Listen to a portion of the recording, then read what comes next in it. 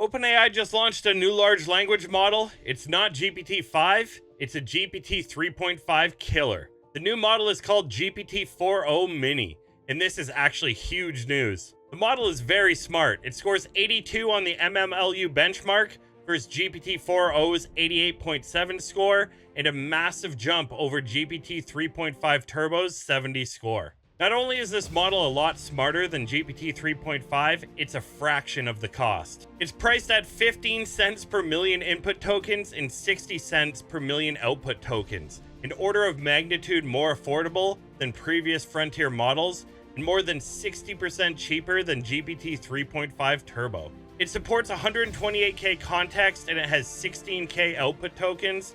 Impressive numbers. I tested the speed and it's extremely fast. I was getting over 150 tokens per second on output.